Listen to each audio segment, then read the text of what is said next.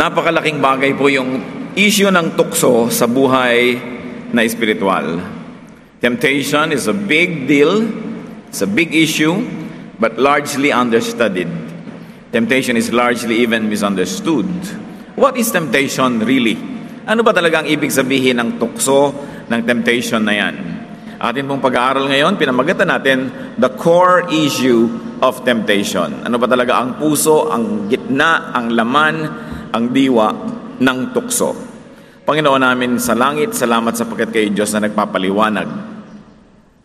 Papagliwanagin niyo po ang aming isip at ipaliwanag niyo po sa amin higit pa ang kahulugan ng temptation.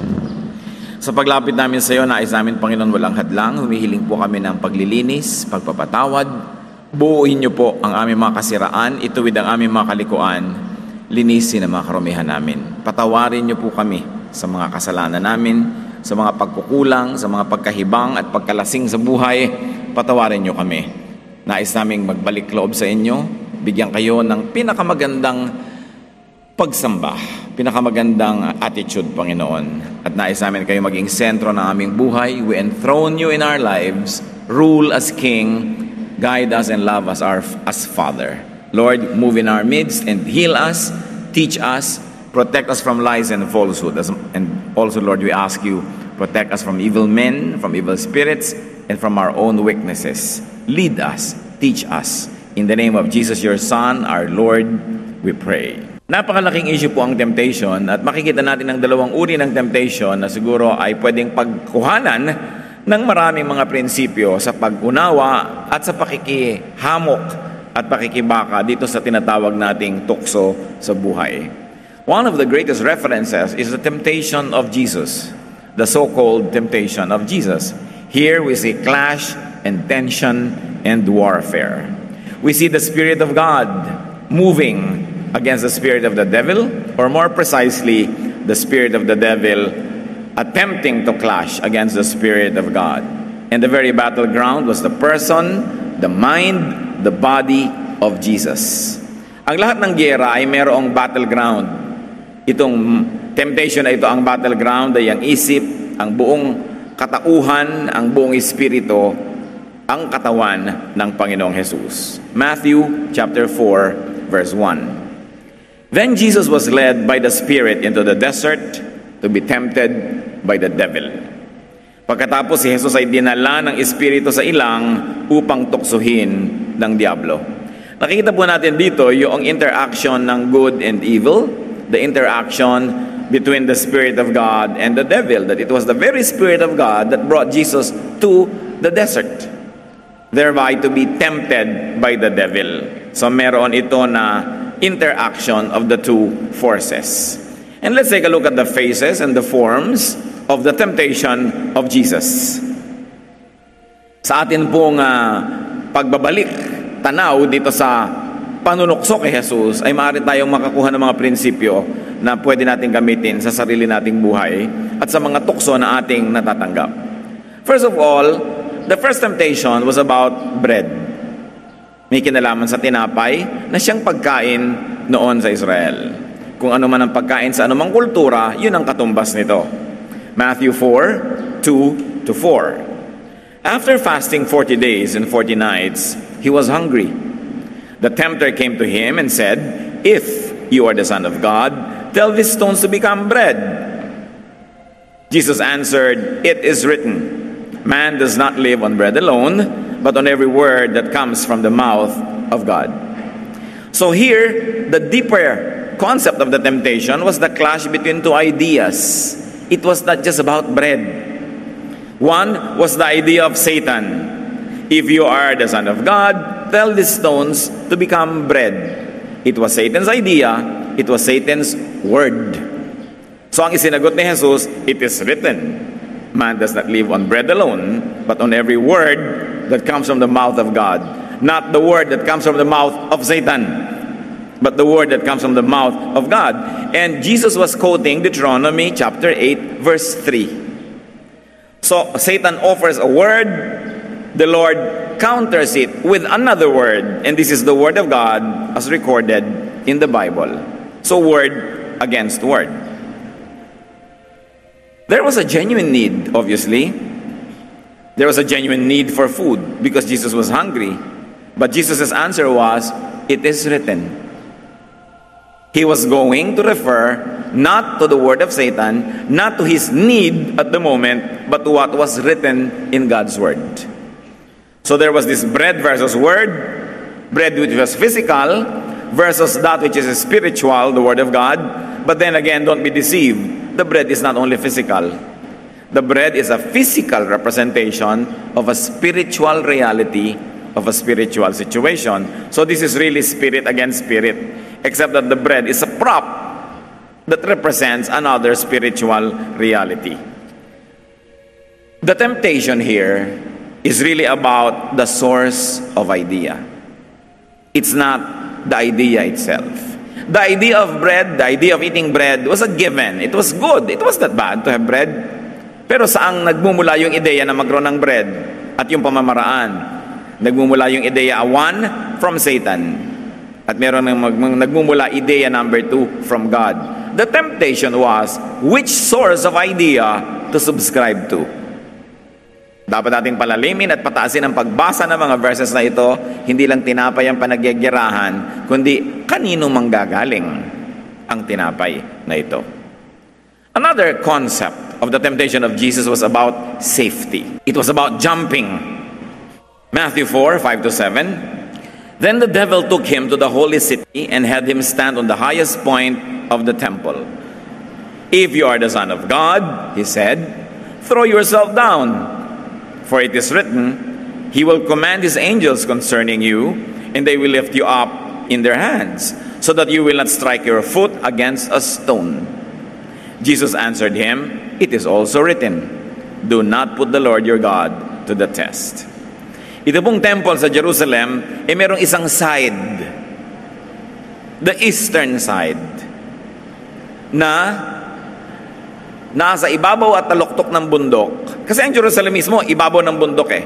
At sa ibabaw ng ibabaw na yon, meron pang isang burol at nandun sa ibabaw nun yung temple. On the eastern side, pagka tumingin ka dun sa pader ng templo at ikaw ay yumuko sa labas nun, napakalalim na bangin. On the southern, on the northern, on the eastern sides, hindi ganon. But on the western rather, but on the eastern side, bangin agad, matarik na matarik. At ihalos katapat nung bangin na yon, yung wall. And on that wall, may toreng kataas-taas. That was the tower that Satan was talking about. Sabi niya, kung anak ka nga ng Diyos, akyatin mo yung tore na yan na pagkataas-taas, tapos tumalon ka. Hindi lang siya mahuhulog sa patio o doon sa ground ng temple, doon siya mahuhulog sa bangin na mas mababa pa kaysa sa floor level ng temple. At doon sa baba nun, doon sa valley, nandun yung Gethsemane. Nandun yung mga oliba, nandun yung mga garden na pinag-uusapan na Garden of Gethsemane. Pero puro bato-bato yun. Matatalim na bato. At malalaglag ka syempre doon, mamamatay ka. Kung may mga gusto na magpakamatay, doon sila tumatalon. At sabi ni Satan, bakit hindi mo subukin? Total, anak ka naman ng Diyos, diba? Patunayan mo, tumalon ka. Sabi naman kasi sa Bible sabi ni Satan, sasaluhin ka ng mga anghel kung ikaw talaga ang anak ng Diyos at hindi papabayaan na ni ang paa mo, ni ang sakong mo mabundol sa bato. Sasaluhin ka. Satan was quoting the word of God, Psalm 91, 11-12. Sa lagay, si Jesus lang magko-quote. Nag-quote siya nung una, si Jesus. Pangalawa, quote din si Satan. No? Pero sabi ng Panginoon, it is also written. Hindi lang yan sinasabi mo na written, may written pa, do not put the Lord your God to the test. Jesus was quoting Deuteronomy 6:16. Battle of wits to. Paramihan ng alam na verse. Kumusta kayo mga kapatid? Kumusta tayo pagka nag-battle of wits sa mga verses? May makukot naman kaya tayo dyan. Kasi ang tunay na labanan, gaano mo kaalaman salita ng Diyos? Kasi kung alam mo yon, meron kang ilalabas sa sandata. Kung wala kang alam, ibibigay mo lang opinion mo, idea mong makabalibaligtad pa at halo-halo, ano ngayon ang ilalaban mo? Here the issue was vanity. Yabang, pride. Kung talagang anak ka ng Diyos, patunayan. And the answer of Jesus, it is written. Dapat nating pansinin dito na si Satan naman ay nag-quote na ng it is written. So now this is a battle of Scripture versus Scripture. The Word of God versus the Word of God. But can that happen? No, because the Word of God cannot contradict itself. But the interpretation and application of the same Word can actually make war with God. And that was Satan was doing. Yung mismong salita ng Diyos, binabaluktot, nililiko para kontrahin yung ibang mga salita rin ng Diyos. At kadalasan, ganyan yung giyera na nangyayari sa pare-parehong Kristiyano na nagpapagalingan, pare-parehong may kinukot na verses. Ang actually nun, labanan lang yon ng hermeneutics, labanan ng interpretation at ng application. Kaya dapat ang tao matalino, hindi ka basta nakikinig, nagsusuri ka at nag-aaral. This was Psalm 91, 11-12, being made to clash against Deuteronomy 6:16. Word versus word. But obviously, the case of Satan was a misquote. It was out of context. It was misapplied. It was misinterpreted. And very maliciously being misused. So ano ang giyera dito? Ano yung temptation? It is the source, the nature of the motivation. Tatalon ka, anong motivation mo? Para lang magyabang. So, hindi na pinagtatalunan ngayon na biblical ba yung sinabi ni Satan, biblical ba yung sinabi ni Jesus. Kundi, sige, parehong biblical, pero bakit mo naman gagawin? Ba't ka naman tatalon? Sige, parehong biblical, magpalaki kayo ng church, magparami ng member, pero ba't mo gagawin? Dahil ba sa yabang? O dahil ba talagang mahal mo yung salita ng Diyos? Marami tayong pagtatalo dyan verse against verse. Hindi yun ang pangtatalunan. Anong motivation mo? Bakit mo gustong gamitin ang verse na yan? Nangyayari yan when we want to manipulate people, we quote a verse para yung lakas ng Diyos ang banggain niya at definitely mananalo ka kasi nagtago ka sa lakas ng Diyos. So hindi na pinag-uusapan na, word ba yan ng God? Ang tanong na, bakit mo ginagamit? So the real temptation here, brothers and sisters, is to misuse the word of God. Hindi na about jumping. Sige, grade 1 meaning jumping. Pero kailangan pataasin, hindi naman tayo grade 1 God is changing us from glory to glory. So ang pagbasa rin natin at pag-apply ng Word of God, habang tumatagal ang ating scholarship, mas malaki ang naabot. Hindi replay ng replay, yun na rin ang yun. You hear the same verse being preached every day, every year, yun na lang ng yun, ng application. Hindi ka lumalaki. So ang tunay na temptation dito, ano ang ating motivation when we quote from the Word of God? Many Christians are tempted to be like Satan, to misuse it, para manguto, para mang-manipulate, manggamit ng tao. And sometimes, to justify even our own mistakes, you quote the Word of God. That is the temptation. There is another temptation here in this encounter. It's about power and wealth. Matthew 4, 8-10. Again, the devil took him to a very high mountain and showed him all the kingdoms of the world and their splendor. All this I will give you, he said, if you will bow down and worship me. Now, that was Satan's word. I'll give you this if you bow down and worship me.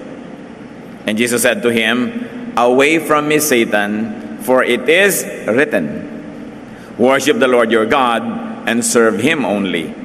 Jesus was quoting Deuteronomy 6:13. Sa ulo niya yung Deuteronomy, kaya hindi siya maubusan ng magamit na ammunition against the temptation. What was the temptation? It's about power and wealth. It's about glory. But it's really not about glory. Because even God is glorious. Ano naman ang masamang maging glorious? Ano naman ang masama na maging mayaman? Ang kayamanan naman galing sa Diyos. Ano naman ang masama na maging king? King of kings nga ang Diyos. Ano naman ang masama doon? So ang masama dito, hindi yung kingdom, kundi yung source. Hindi masama maging powerful. Hindi masama maging wealthy. Katulad ng misreading ng maraming Kristiyano. No. Ang masama, kanino galing? So the temptation here is not about being wealthy or not. The temptation is who to receive your wealth from. Yumaman ka nga, pero kanino galing? Anong pamamaraan? Pamamaraan ba ni Satan o pamamaraan ng Diyos? Salita ba ni Satan ang iyong ginamit para ka umunlad, maging makapangyarihan, o salita ng Diyos? So hindi kung maunlad, mayaman, makapangyarihan ay masama. Ang tanong lang, kanino galing? So the essence and the spirit of temptation is all about the idea. The real battle is in the mind. Pag may temptation, mga kapatid, ganito yung nangyayari. The devil offers an idea, katulad ng temptation ni Jesus. Jesus counters the idea with another idea, very specifically with the written idea of God. Yun ang labanan. Idea against idea. The true evil was not bread, because even Jesus ate a lot of it in his lifetime. The true evil is not about safety, because even Jesus was kept safe and protected by heaven lots of times in his ministry. The true evil was not glory or power, because Jesus and God the Father had it and continue to have it. The essence, the spirit, and the goal of the temptation was for Jesus to have those things outside of God's provision. Yun ang tunay na temptation. Magkaroon si Jesus ng bread, magkaroon siya ng glory, magkaroon siya ng power, magkaroon siya ng safety from the devil. Pagka tayo naaalok ng ganyang mga bagay, ang itatanong nyo agad, saan galing? Anong pamamaraan ang kailangan kong gawin para mangyari yan? Gusto kong manalo sa isang contest, anong paraan ko? Kanino ako hihingi ng power? Gusto kong magwagi, gusto kong maging bida, gusto kong maging sikat. Anong gagawin ko? The real essence of the temptation was to subscribe to another idea, to another philosophy, to another school of thought. In other words, to another word, the word of Satan. And the word of Satan, nagmamadali. Idea niya yan, philosophy niya yan. Sabi niya, kung gusto mo, gawin mo agad na tinapay ang bato. Alam natin na nung natapos yung temptation, angels came and ministered to Jesus, and doubtlessly, nagdala sila ng bread. Pero may panahon.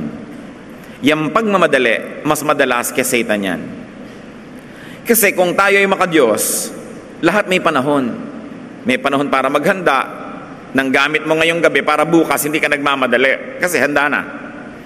May panahon. Pero ang style ni Satan, madalas, nagmamadali. Kasi ang nagmamadali, nagkakamali. Mainit ang ulo, galit, at maraming mistakes. Yun ang gusto ni Satan. Anong philosophy ni Satan? Get rich at once. Ngayon na, maging powerful ka. I'll give you all this kingdom, but bow down to me. Worship me. Mga instant money. Yung wala kang kahirap-hirap, nagkapera ka. Yan ang ginagawa ng mga nandaraya. Yan ang ginagawa ng mga nangwa 1, 2, 3. Yan ang ginagawa ng mga nagbebenta. Ang ibinebenta nila, may daya ang timbang, may daya ang quality. They want a lot of money, but whose ways? The ways of Satan. So, the temptation is to ascribe to another style. Not to have money, but to subscribe to Satan in order to have it. That was why Jesus' consistent reply was, it is written.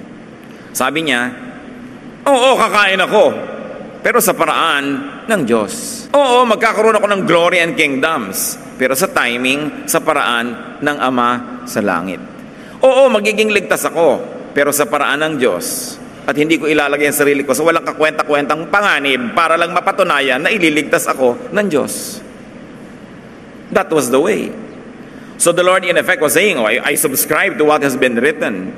I subscribe to an already set philosophy and reality and frame of mind, so why try to entice me to subscribe to another? Dapat nating namnamin yun. Balikan natin ang mother of all temptations. Kung merong mother of all temptations sa New Testament, meron din sa Old, the temptation of Eve and Adam. Genesis 3, 1-5. Now the serpent was more crafty than any of the wild animals the Lord God had made. He said to the woman, did God really say, you must not eat from any tree in the garden? You see, Satan was trying to question the idea of God that Adam and Eve should not eat fruit A. So, ang ina-attack ni Satan, hindi Diyos, yung idea. Talaga nga ba? Sabi nga ba? Verse 2. The woman said to the serpent, "We may eat fruit from the trees in the garden, but God said, you must not eat fruit from the tree that is in the middle of the garden, and you must not touch it, or you will die. You will not surely die." So Eve says, God said will die. Satan says, you will not. This is idea against idea. The serpent said to the woman, "For God knows that when you eat of it, your eyes will be opened, and you will be like God, knowing good and evil." There was idea one of God, don't eat. Satan offers a contradictory idea, eat. Hindi mo kailangan maging malinaw ang mata para makita mo na naglalabanan yung dalawang ideya. Eat, don't eat. Mahirap bang maintindihan yon? Pero dahil ang linaw-linaw na makita na ito'y magkakontra, at ang linaw-linaw na dapat doon sa sinabi ka ng Diyos sumunod, binulag ni Satan ang mata ni Eve sa katotohanan na yon. Naglagay siya ng offer. Sabi ng Diyos, don't eat. Sabi naman ni Satan, eat. May bonus. You will be like God if you ate. Your eyes will be opened. Ang totoo, the eyes were being closed. Baligtad, ha? The eyes were being blinded by Satan, but Satan offered a very tempting concept. Huwag kang mag-subscribe sa A, dito ka sa B, may bonus ito, may advantage. Magiging para ka ring Diyos. At dahil doon sa dagdag na yon, nabulag talaga si Eve. Halos lahat ng may dagdag, mga kapatid, baka may kasamang trick. Bilhin mo ang produktong ito, may kasamang tabo. Siguro mag-e-expire na yung product, kaya kailangan samahan ng tabo o balde o kalamansi o sabon o shampoo para mo bilhin. Ikaw naman, nasakim ka doon sa tabo, binili mo si produktong luma na pala o wala palang kwenta, walang bumibili, kaya ayan, sinasamahan ng tabo. Love ka ba nung tindahan? Bumibili ka na ng isang produkto, bibigyan ka ba ng tabo? No way, hindi ka nun love. Binubulag ka. The store is appealing to your greed. Diba? Yung sale, love ka ba ng store dahil sale? Paano ka magiging love niyan? Kasi pagtubuan ka. Bakit may sale? Yun ang pambulag. Usually, mga sale sa lean months, lean seasons, yung walang namimili. So, gusto niya pati oras na hindi shopping, hindi naman Pasko, hindi naman kung ano, iimbento pa yung store para bumili ka na naman, makuha na naman niya yung pera mo. Bulag na bulag ka naman, sale. Dating 1,000, ngayon 200 naman. Naniwala ka. Yun, may pambulag. Yung mga magulang, pag may mga anak silang hindi maligawan, ligawan mo anak ko, may mana yan. May pambulag. No? Ikaw naman, mana yung nagustuhan mo. Sige, nasakim ang tao. Bistado na natin si Satan, luma na yung style na yan eh. Tatandaan nyo, basta may pambulag, may itinatago. Pag may concealer ang muka ng katabi nyo, may itinatago. Di ba? Laging may itinatago ang tao. May mga pad dito, may mga pad doon. May itinatago. Ngayon, may itinatagong hindi naman masamang itago. Pero maraming itinatago na pag hindi mo nakita, lugi ka. Sabi ni Lady Macbeth, look like an innocent flower, but be the serpent under it. Akala mo bulaklak yung pinipitas mo, ahas pala. Nanagaan yung bulaklak lamang. At nung iyong hawakan ay bigla kang tinuklaw. Sabi ni Satan, you will not die, believe me. Sasabihin ni Eve, why will I believe you? Well, magiging kang parang Diyos. Parang attractive yata yan. Sige na nga, may pambulag. It was a God said versus the serpent said. It was an issue of whose words Eve would subscribe to. Once more, the temptation is not about fruit. It was about a clash between two ideas and identities. Sabi ng Diyos, huwag kainin. Sabi ni Satan, kainin. May benefit na inalok, kinain. The fall happened when Eve and Adam subscribed to the serpent's idea, to the serpent's way. Mixed the words of God, that's what Adam and Eve did, and of the serpent in their minds and their deeds. Pinaghalo nila yung concept ni Satan at concept ng Diyos. By mixing the two ideas, they became impure. And then, they abandoned being holy for God, buong-buong para sa Diyos, and became impure they became defiled, they became mixed up. Ito ang tunay na diwa ng temptation, mga kapatid, na yung buo ka, hahatiin ka. Buong buo kang husband, hahatiin ka ni kumare, naging dalawang asawa mo, hati ka. Buong buo kang magulang, inagaw ka ng bisyo, ang pera mo na nagpunta na sa kasino, nagpunta na sa alak, nahati ka. Hindi ka na buong magulang. Buong buo ang iyong honesty, natukso kang magnakaw, hati ka na. Ang totoong kasalanan dito ay yung mahati. Kasi ang taong hati, walang mararating. Yoyo man at kalahati, hindi iikot. Turumpo man at kalahati, hindi iikot. Kahit ano, dapat buo. At ang Diyos, ang number 1 niyang turo, ay maging buo ka. Hindi hati. Kaya di ba tinuturo, pag may doubt ka, walang mangyayari. Hati ka eh. May kalahati sa iyong naniniwala, may kahating nagda-doubt. Sabi sa Bible, huwag kang umasa na may mapapala ka. Kailangan buong-buo ang pananalig. Hindi pwedeng hati. Meron kang pag-ibig sa isang tao, tas hati dahil may kahating iba. Ano mangyayari sa iyo? Lagi kang hati. Sila rin, kakalahati lang naman kukuha. Everybody's going to be miserable. The whole concept of spirituality and godliness is about being whole. Buo ka. Walang pag-aagam-agam, walang pagdududa. Yan ang nagiging mga bayani. Yan ang nagiging achievers. Yung buong buo ang loob. At tayo man, ayaw natin nung hati ang loob. Gusto natin, buo ang loob niya.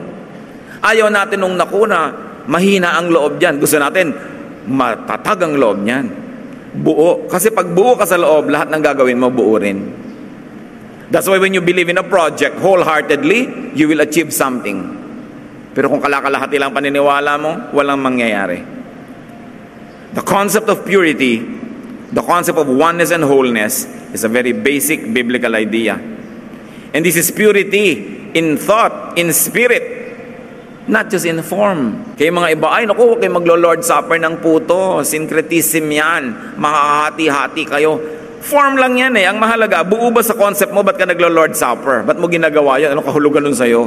Yung form, hindi yun ang topic. Para rin yan yung bread, yan din yung city, yan din yung kingdom, yan yung fruit. Hindi yan ang topic. Ang topic, ano yung diwa sa likod niyan? Naintindihan mo ba? At buo ka ba? Sin is transgression of the law, of the word, of the philosophy of God. Therefore, sin is subscribing to another school of thought that is not the school of thought of God. Kaya ang repentance is confession of sin. It is cleansing from impurity, elimination of impurity, the restoration by returning to the one word, one idea, one mind. Kaya pati sa New Testament, itinuturo, one church, one faith, one baptism. Ibig sabihin, oneness. Lagi sasabihin, you should be one. Don't be divided. Hear, O Israel, God is one. So ang tanong, buo ka ba, kapatid? Husband ka, dapat of one wife para buo ka. Dapat ikaw kung janitor na janitor ka, ano ibig sabihin? Ginagawa mo lahat ng duty mo.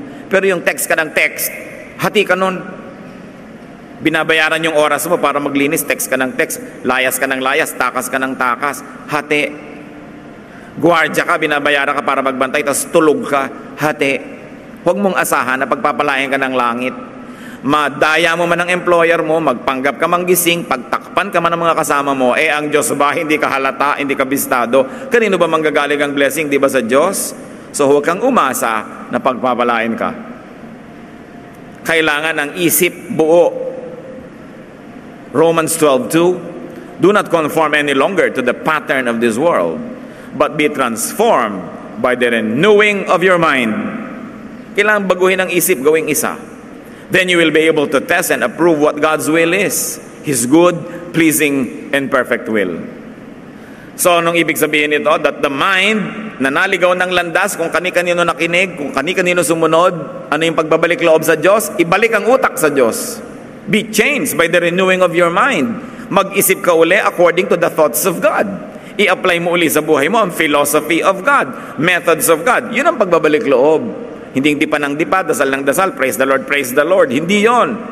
Ibalik mo ang takbo ng utak mo, umaayon at sumusunod sa utak ng Diyos. Iyon ang kabanalan. Hindi yung long sleeves, hindi yung nakasarayang damit lagi na para kang ibuburol, hindi ang lahat ng kanta mo'y mababagal lang at mahihina. Hindi yun ang kabanalan. Ang kabanalan, ang kalinisan, ang pagiging buo, buo ang isip mo nakasunod sa pag-iisip ng Diyos. It is in the mind. Napaka-importante.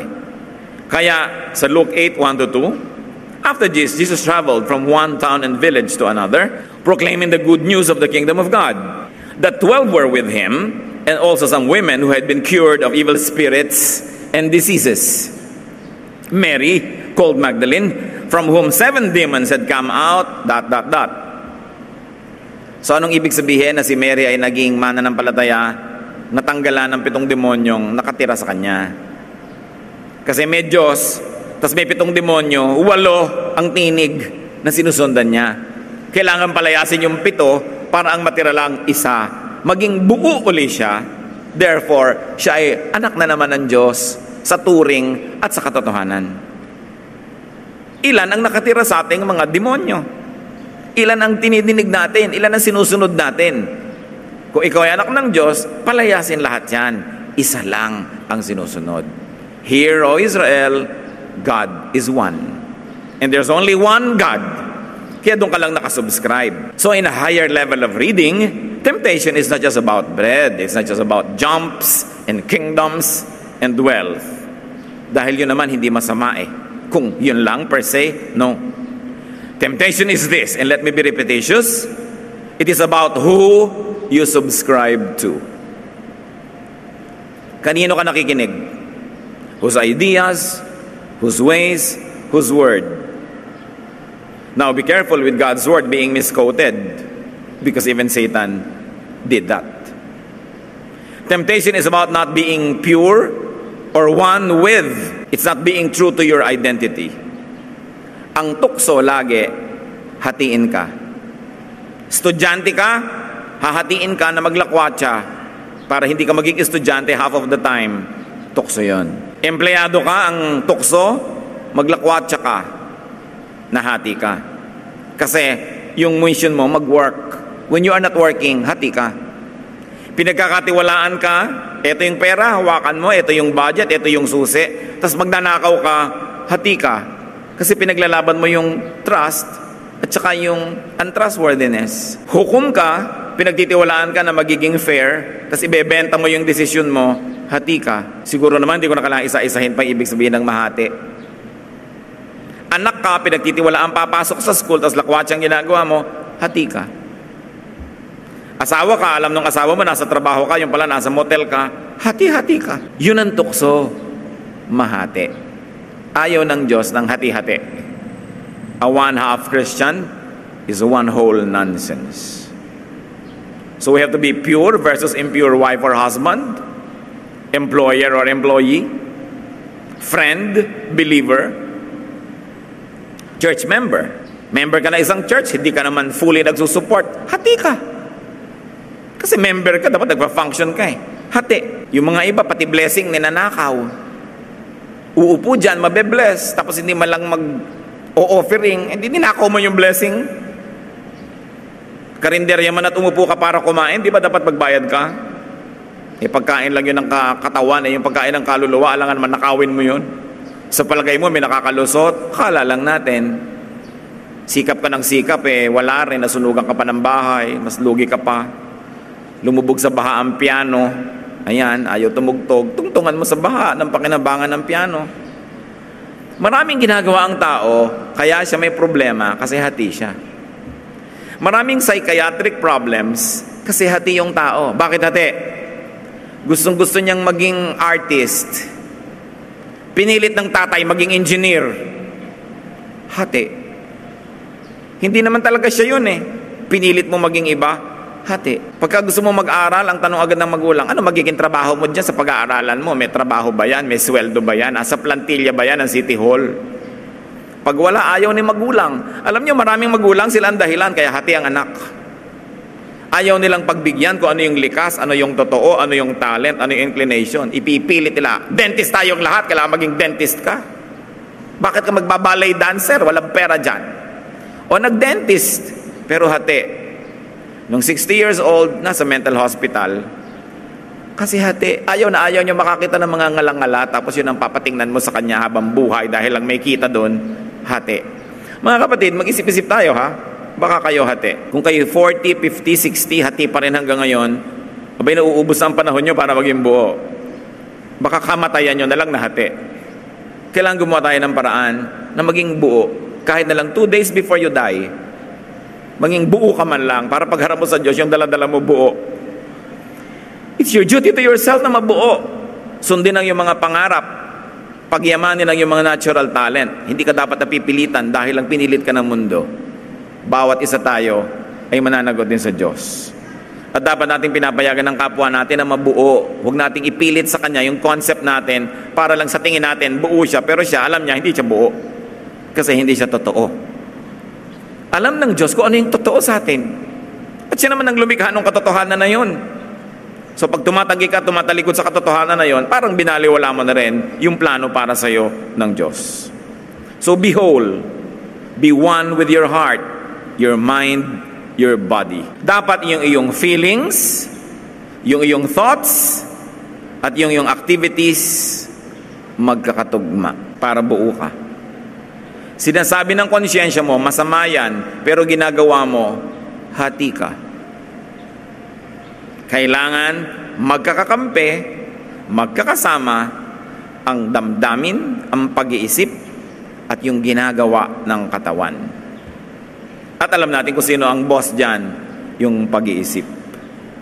Yung thought na sinasabi sa Romans, be renewed by changing your thought patterns, your mind. Pagka ang iniisip mo, nararamdaman mo at ginagawa mo ay iba-iba, magkakasakit ka, kung wala ka pang sakit. Kasi hindi ka buo. Kaya nung araw sinasabi nila marami nakukulam sa probinsya. Sabi nila marami na po possess.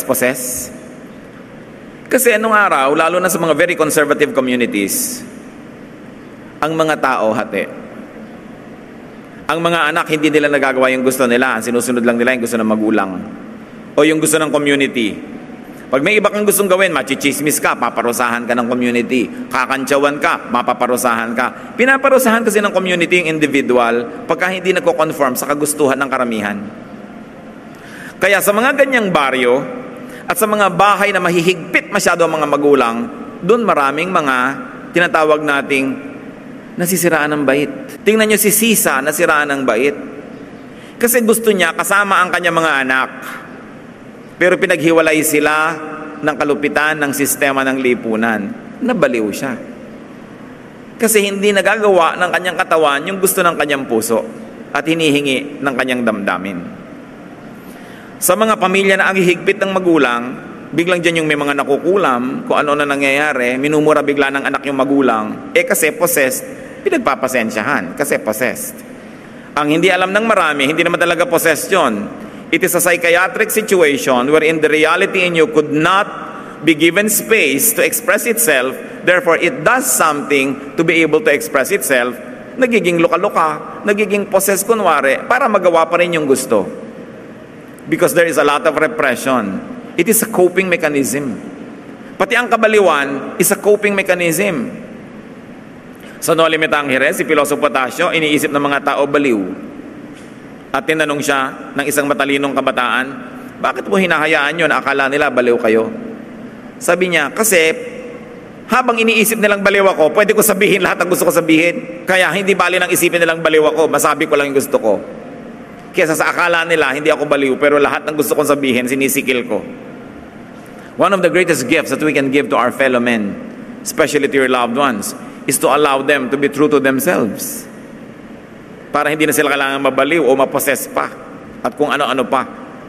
Nakita niyo yung panahon ni Jesus, ang daming possessed. Kasi very repressed yung society noon. Wala kang magawa. Pinaghaharian ka ng magulang, pinaghaharian ka ng templo, pinaghaharian ka ng gobyerno. May gobyerno pa ng Israel, may gobyerno pa ng Roma. Pinaghaharian ka ng tradisyon. At ikaw ay pinaghaharian ng sobrang kahirapan. Hindi mo na magawa ang gusto mo. Kaya ang dami, akala nila possessed. But those are just repressed people. And their subconscious does something so that they could be real to themselves. Yan ang temptation, mahati. Kaya maging sa pananalig, dapat buo. James 1:6-8. He who doubts is like a wave of the sea, blown and tossed by the wind. That man should not think he will receive anything from the Lord. He is a double-minded man, unstable in all he does. So ayaw ng Bible ng double-minded. Yung lagi nagdadalawang loob, nagdadalawang isip, nalilito. Sabi, wala kang mararating. Romans 7:19-20, sabi ni Paul, "For what I do is not the good I want to do. No. The evil I do not want to do, this I keep on doing. Now, if I do what I do not want to do, it is no longer I who do it, but it is the sin living in me." Blah, blah, blah. Pero ang mahalaga dito, gusto niyang bumait, pero di niya ginagawa. Hati siya. Dapat, kung alam natin kung ano yung tama, yun ang ginagawa ng ating katawan. Do not violate your own conscience. Lalo't ang konsyensya na yan ay nakaayon sa salita ng Diyos, pakinggan yan. Romans 14:23, "But the man who has doubts is condemned if he eats, because he is eating it not from faith. And everything that does not come from faith is sin." Sabi niya, ikaw pala sa konsyensya mo, hindi ka dapat kumain yan, tapos kinakain mo, ay nagkakasala ka kasi nilalabag mo yung konsyensya mo. Pero siya, sa konsyensya niya, hindi naman siya nababother, hayaan mo siya, hindi niya nilalabag ang konsyensya niya. Kaya kailangan, ito yung tinasabi dyan, makinig ka sa iyong tinig. So temptation is to be divided, to be confused, to be cut off from God's ways and thoughts, to be untrue to one's godly identity. And it is to be submissive to Satan's thoughts and ways. It's not the bread that's the issue. The issue is, who do you believe in? So saan tayo hati, mga kapatid? Between good and evil? Dapat pa bang hati ang tao dyan? Hindi pa ba malinaw yan? Between God's ways and Satan's ways? Between our true godly identity and the distorted identity being dictated by the world? Like your identity as a husband, di magpaka-husband ka. Tatay ka, di magpaka-tatay ka. Anak ka, magpaka-anak ka. Pag yun ay binaligtad mo, yun ang tunay na temptation na ating sinunod. Ama namin sa langit, nawa ang mga ideya na ito ay lubos naming maunawa. We ask you, Father, to enlighten us, to empower us, so we can move on to higher levels of application of your word.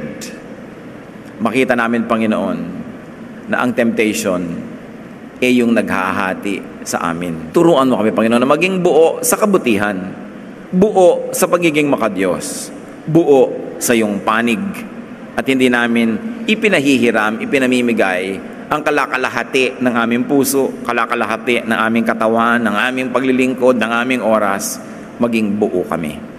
Magbulay-bulay tayo, mga kapatid, kung ano pa ang mga kahulugan nito sa ating mga personal na buhay. Gugulin ng ilang panahon, pag-isip-isipan, at pakinggan ang tinig ng Espiritu.